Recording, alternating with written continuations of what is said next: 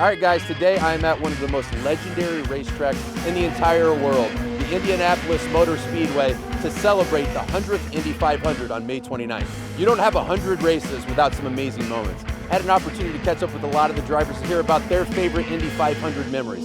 Take a look. It's got to be when I won in 2008. That's my best memory. I was, now on the short list of 68 people in the world that have ever achieved that. I think the best thing about being a rookie at the 500 for the first time was when you leave the grid here, when you have all 33 cars gridded up and you have the stands packed, 300,000 people, and you drive around for the first time. You're the only one that gets that view. You see all the fans. You see every corner. That was one of the coolest things ever. 1987 here, I dominated this race like I've never done before. And I led every lap except for my pit stops. So I felt this is one of the few races in your life that you feel like today they have to beat me, and that's rare. It could have been the easiest win of my career.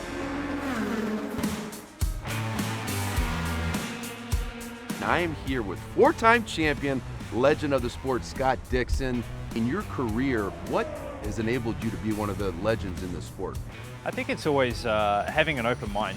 With IndyCar racing's constantly changing. One day the tires are different, the engine changes, the aerodynamic package changes. So it's trying to keep up to speed with the changes. Physical side is huge. Some of the short tracks that we go to now, you're getting over 6G in the corners. The races, 3.5, 4 hours long sometimes. Indianapolis is a very draining one mentally, man, because you're constantly around other cars. You're doing almost 240 miles an hour, and things happen like that, split seconds. So, it's never one thing. What is it about this track that's legendary? It's made of history. We're celebrating the 100th running of the Indianapolis 500. There's not too many sports that can claim that. So speaking of Indianapolis, there's a tradition that is done here when you do win. Probably one of the most profound traditions is the drinking of the milk. I hope to see you drowned in some milk. I hope so too. Cheers, mate. Cheers, thank you. And I'm with the young gun, Connor Daly. You're from Indiana. You grew up here. How special is this track to you? Oh, it's incredible, man. I mean, this is where I grew up. I never missed a race since birth. Having the opportunity in 2013 to get in a car on that racetrack, how special was that for you? That's incredible. I mean, it was the dream, and to get the chance to do it was such a special feeling to be a part of such an incredibly massive event like the Indianapolis 500. You have to go through a lot to get there, but once you're there, it's all totally worth it. The Motor Speedway has put $90 million into this facility. Tell me more about that. Got new stadium seats, which Cup are holders. Massive improvement. Cup holders, yeah. The fold-down seats. I mean, everything about it just takes the stadium to the next level. And all these renovations. Such an incredible upgrade to something that really hasn't been upgraded since like the '60s. So it's so cool for the 100th running to have all this stuff.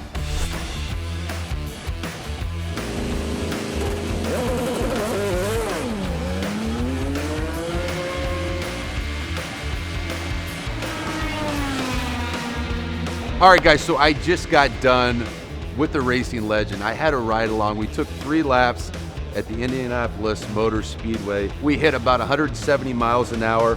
You seem pretty familiar with this track. Obviously not as much the road course as the oval. The road course is relatively new. That's what we were on. How many miles do you think you've driven on this speedway?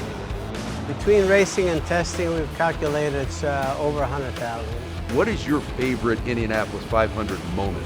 The moment is actually when you cross the finish line and you see that checker flag, mainly because it lifts the weight off of you, because it seems like your career is judged on the performance here. That was only my 4th 500 here. And then I figured, well, God willing, I'm going to win a few more, but it happened to be the only one. Quite honestly, it just lifted a weight off my shoulders. Now, at least I have that, and then you go on. To the Indianapolis Motor Speedway, thank you for the hospitality, and make sure that you tune in May 29th, the 100th running of the Indianapolis 500.